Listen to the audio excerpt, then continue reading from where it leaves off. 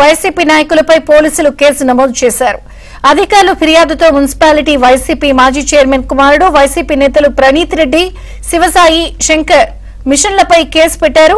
ఇక ప్రభుత్వ భూములను స్వాధీనం చేసుకుని అక్రమ మైనింగ్ చేశారని వీరిపై ఆరోపణలు ఉన్నాయి. అయితే వైసీపీ నాయకుడు ప్రణీత్ రెడ్డి అక్రమాలపై ఫిర్యాదులు రావడంతో గనుల శాఖ అధికారులు పరిశీలించి క్వారీని సీజ్ చేశారు. అదేవిధంగా 12,90,00,000 రూపాయలు జరిమానా విధించారు. వైసీపీ నాయకుడు దీన్ని పట్టించుకోకుండా సీజ్ చేసిన క్వారీలో యథేచ్ఛగా అక్రమంగా మైనింగ్ చేశాడు. దీంతో అధికారులు పోలీసులకు ఫిర్యాదు చేశారు. పోలీసులు వీరిపై కేసు నమోదు చేశారు.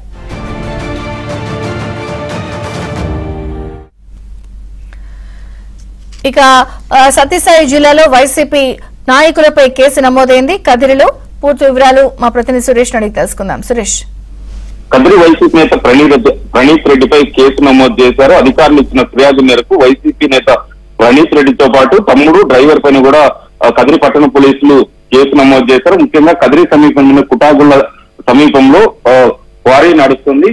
ప్రణీత్ రెడ్డి క్వారీలో అక్రమంగా చేస్తున్నా అంటూ కూడా అధికారులు ఏదైతే స్థానిక రైతుల ప్రజలు కూడా ఫిర్యాదు చేశారు.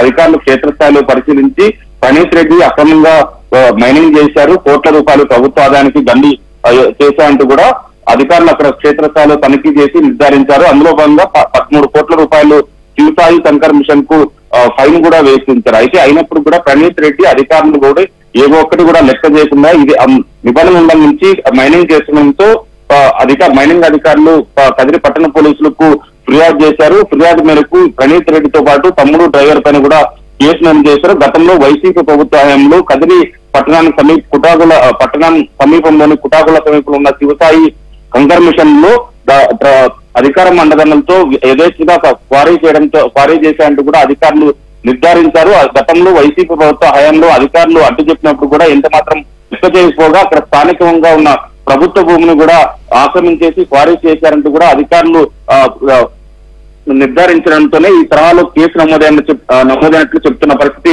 కనిపిస్తోంది. చంద్రిక, థాంక్యూ సురేష్.